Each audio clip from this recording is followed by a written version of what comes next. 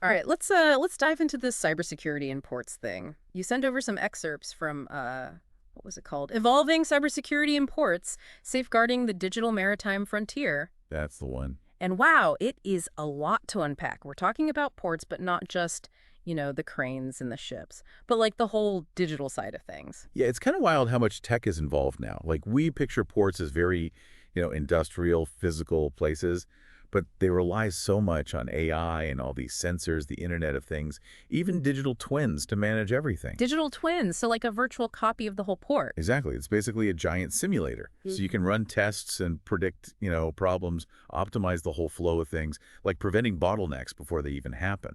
That's pretty amazing. But I imagine that also opens up a whole new can of worms in terms of security. Oh, absolutely. More connections moves more vulnerabilities. And this document does not sugarcoat the threats. Ransomware attacks really jumped out at me, like the port of San Diego back in 2018. What a mess that must have been. Can you imagine?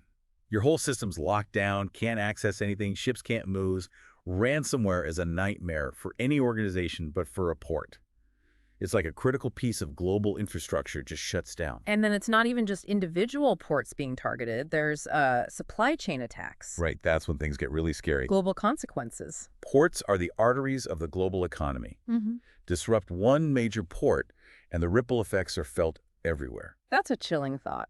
It is. It really highlights how interconnected everything is these days. Okay, so we've got cyber criminals basically holding ports hostage, trying to disrupt global trade. And then there's the whole vulnerability of the Internet of Things. All those sensors and connected devices, got to be a lot of those in a modern port. A lot. And often they're deployed without the same level of security as other systems. So a single compromised sensor could give someone access to critical systems, or even allow them to control machinery remotely. Like someone controlling a crane remotely? That sounds terrifying. It doesn't bear thinking about. This is making me realize that cybersecurity isn't just about protecting data anymore. It's about physical safety, too. Exactly. And then there's the human factor, what the document calls insider threats. Right, right. And it's not always malicious, is it? No, sometimes it's unintentional. A careless click on a phishing link, downloading a bad file. Other times it's deliberate sabotage, but the consequences can be just as bad. Okay, so we've got accidental threats, we've got deliberate sabotage, and then there are the threats that sound like they're straight out of a spy movie. What were they called? Advanced Persistent Threats, APTs. Ah, yes, the ATTs. These are usually nation-state actors, or very well-funded, very skilled hacker groups. They might be trying to steal information, disrupt operations, cause chaos, who knows.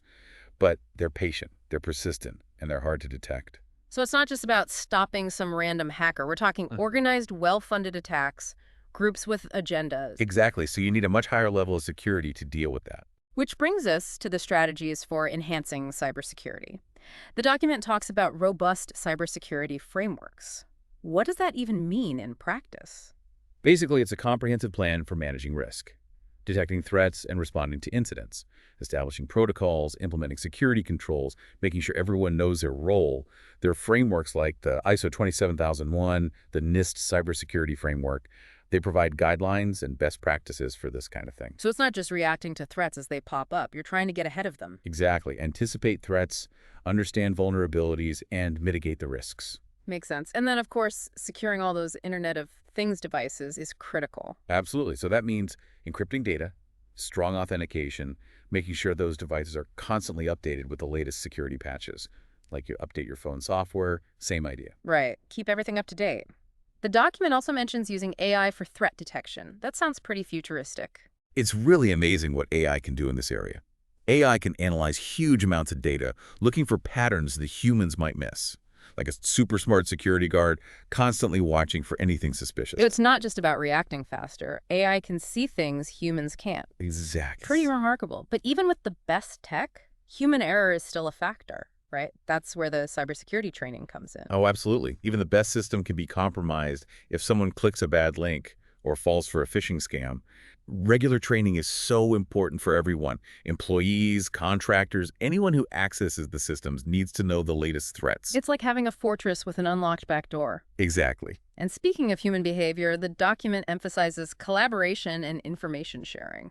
Right. Ports can't operate in isolation. Yeah. Sharing information about threats, best practices, vulnerabilities, it's all crucial for collective defense. Like a neighborhood watch for the digital world. Exactly. So cybersecurity is becoming more of a collective effort. It's not just each port fending for themselves. It's about the whole system. A vulnerability in one place can be exploited to target everyone. Right, makes sense. Okay, there's also this term zero trust architecture. I gotta be honest, I didn't quite grasp that one. It's basically the idea that you should never trust, always verify. You don't assume anything inside the network is safe. Every single access attempt is treated with suspicion, no matter where it comes from. Like, you need to scan your ID card to enter every room in your house. Something like that. Maximum security all the time. I can see how that would be effective, but sounds complicated to implement. It can be, but the benefits are undeniable, especially as cyber attacks get more sophisticated. Okay, so we've talked about the threats, the strategies, but are there any examples of ports actually putting this stuff into practice? I'd love to hear how this plays out in the real world. Oh, yeah, there's some great examples in the document. The Port of Los Angeles, for instance. They've got a whole cybersecurity command center, constantly monitoring for threats, coordinating with agencies, the whole 9 yards. Wow, so like mission control for cybersecurity? Pretty much. That's amazing. Any other ports doing cool stuff like that? The Port of Rotterdam is doing some really interesting work with blockchain. Blockchain, isn't that like Bitcoin and all that? Yeah, same technology. But in this case, it's about creating an unhackable digital ledger. So every transaction, every movement of goods is recorded on this ledger. You can't tamper with the data. So it's like a super secure record-keeping system. Exactly. It adds transparency, security, trust for the whole supply chain, not just the port itself. Okay, so we're not just protecting the port, we're protecting the whole flow of goods. That's a big deal. It is. And then there's the Port of Singapore. They're always on the cutting edge of technology. They're using AI to detect and respond to threats in real time. So not just humans watching screens anymore, the AI is making decisions. In a way, yes. It can analyze the data much faster than humans, identify patterns, detect anomalies, and then neutralize threats before they cause any real damage. Like an automated defense system. Okay, so some ports are really taking this seriously, but what about the future? What's coming next in maritime cybersecurity? Well, we talked about blockchain, and that has huge potential, not just for supply chains, but for everything.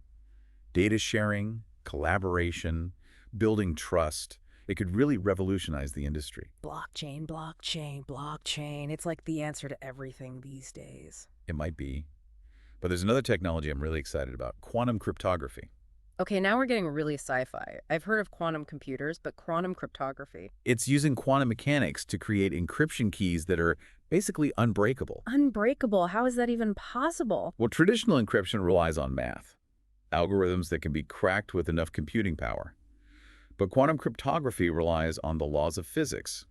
It's a whole different ballgame. So it's like a lock that can't be picked. Exactly. That's incredible. But isn't that still, like, theoretical? It's still early days, but the potential is huge. Imagine all communication between ports, ships, everyone, completely secure no matter what. That would be a game changer. What else is on the horizon? Another area that's really interesting is behavioral biometrics. Oh, yeah, I've heard of that. Something to do with how people use their devices, right? Exactly. It's using AI to analyze things like typing patterns, mouse movements, even how someone holds their phone, to create a unique digital fingerprint for each user. So, like, your computer knows it's you based on how you type. Exactly. If someone else tries to access your account, the system can detect that because their behavior is different. It's like a digital lie detector test. In a way, yeah. So we've got blockchain, quantum cryptography, behavioral biometrics. The future of cybersecurity sounds pretty wild. It is. But it can't all be sunshine and roses, right? Right. What are some of the challenges with all this? Well, one of the biggest is legacy systems. A lot of ports are still using outdated technology, which is really hard to secure. Yeah, you can't just install the latest antivirus on a computer from the 90s. Exactly. So upgrading that infrastructure is a huge task, and it's expensive. Especially for smaller ports. Right. Cost is a major barrier for a lot of them. It's like trying to keep up with an arms race. It is. And then there's the issue of regulation. Cybersecurity laws are different all over the world. Right, because the maritime industry is global. Exactly. So that creates inconsistencies, loopholes, makes it hard to have a consistent level of security everywhere. It's like trying to play a game with different sets of rules in different countries. Exactly. And because cyber threats don't respect borders, international collaboration is more important than ever. So where do we go from here? How do we deal with all these challenges? Well, ports need to start prioritizing cybersecurity, make it a core part of their business, not just an IT issue. So it's a bigger picture thing. It is. They need to allocate resources, invest in new technologies, build a culture of security. So it's not just about spending money on the latest gadgets. No, it's about changing the mindset, understanding that cybersecurity is an investment. It's about protecting the future of the port. And collaboration is key. Absolutely. Yeah. No one can do this alone. We need to share information, work together, develop solutions as a community. United we stand, divided we fall. Exactly. This has been really eye-opening, but before we wrap up, I'm curious about the human element. We've talked about the tech side of things, but what about the people involved? Yeah, that's the big question, isn't it? We can build these amazing systems, Mhm. but ultimately it comes down to the people using them. Right, because if someone leaves the back door open, it doesn't matter how strong the front door is. Exactly. So how do we fix that? Is it just about training? Teaching people to be more careful? Training is important, for Hmm. sure. People need to know what to look out for. Phishing scams, strong passwords, all that. But it's not just about giving them information. Mhm. We need to create a culture of security. So it's like a mindset shift, not just a knowledge dump. Yeah, it's about making security everyone's responsibility, not just the IT department's problem. How do you do that? How do you create that kind of culture? It has to start from the top. If the leadership doesn't prioritize security, if they don't allocate resources, show that it's important, it's not going to trickle down. So lead by example. Exactly. Show that cybersecurity is everyone's business, but what about the people on the ground? How do we empower them to be part of the solution? One way is to create an environment where people feel comfortable reporting security concerns. If someone sees something suspicious, they need to feel safe speaking up without fear of getting in trouble. Right, no more blaming the messenger. Exactly. But what about intentional acts, like those insider threats where someone is deliberately trying to cause harm? That's a tough one. Strong access controls are important, so people only have access to the information they absolutely need. And then you need good monitoring systems to detect unusual activity. Hmm. But also, creating a workplace culture where people feel valued and respected can help. So it's a combination of technical measures and building a positive work environment. Yeah, it's a complex problem. No easy answers, Definitely not. It takes constant vigilance, adaptation, learning from mistakes. but it's something we have to address. The stakes are too high to ignore it. Absolutely. Well, this has been a fascinating deep dive. Really opened my eyes to the world of cybersecurity in ports. From ransomware attacks to nation-state hacking. It's a wild world out there, but it's also been encouraging to see how ports are stepping up, adopting new technologies, collaborating, strengthening their defenses. It's been a pleasure talking about this with you. The future of maritime cybersecurity really depends on all of us. Staying ahead of the curve, embracing innovation, prioritizing security, and building a culture of awareness and responsibility. It's a reminder that cybersecurity isn't just an IT issue. It's a global challenge that affects everyone. And on that note, we've reached the end of our deep dive. I encourage all of you listening to keep learning about this topic. Stay curious, stay informed, and remember, complacency is not an option when it comes to cybersecurity. Thanks for joining us.